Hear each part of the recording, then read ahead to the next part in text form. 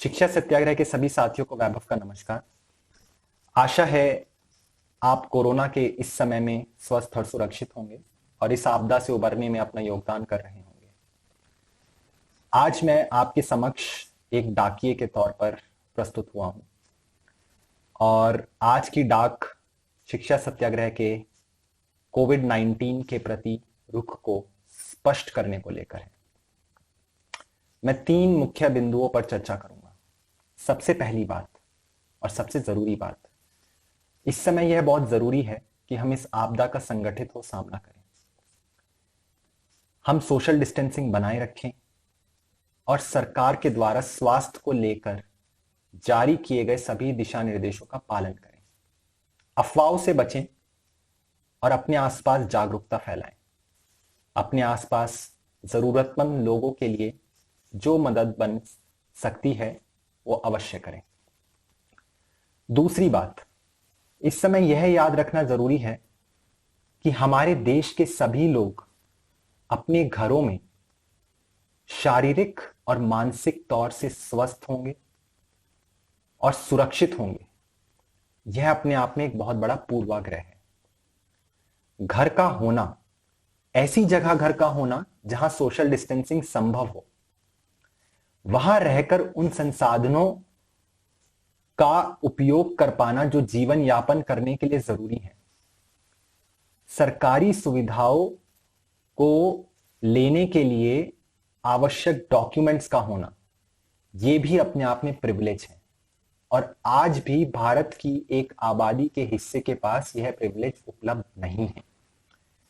इस बात को अवश्य याद रखें और इस वर्ग के लिए सरकारी और बाकी गैर सरकारी संस्थान मिलकर काम करें।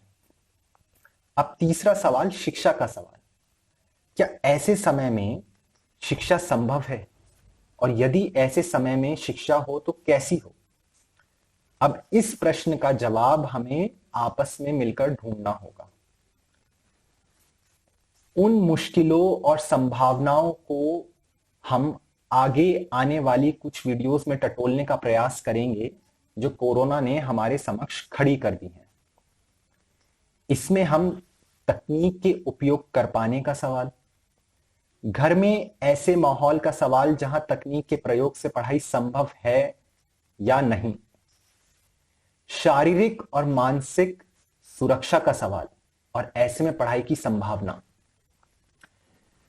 दिहाड़ी मजदूरों और माइग्रेंट वर्कर्स के बच्चों की शिक्षा का सवाल, आदिवासी इलाकों में बच्चों की शिक्षा का सवाल और भी ऐसे ढेर सारे सवाल हम उन साथियों से बात कर खंगालेंगे जो इन मुद्दों पर बहुत करीब से जुड़कर काम कर रहे हैं। यदि आपको लगता है कि कुछ मुद्दे छूट रहे हैं तो उसे अवश्य साझा करें, कमेंट बॉक्स में लिखें या हमें डायरेक्ट मैसेज करें, हम उन्हें भी इसमें जोड़ने का प्रयास करेंगे। इस आपदा ने एक बार फिर गुणवत्तापूर्ण, सबके लिए समान जन शिक्षा और स्वास्थ्य के मुद्दे को पटल पर लाकर खड़ा कर दिया है। इसी प्रयास को शिक्षा सत्याग्रह आपके साथ जुड़कर जारी रखेगा। आप अपने सुझाव और कमेंट अवश्य लिखें।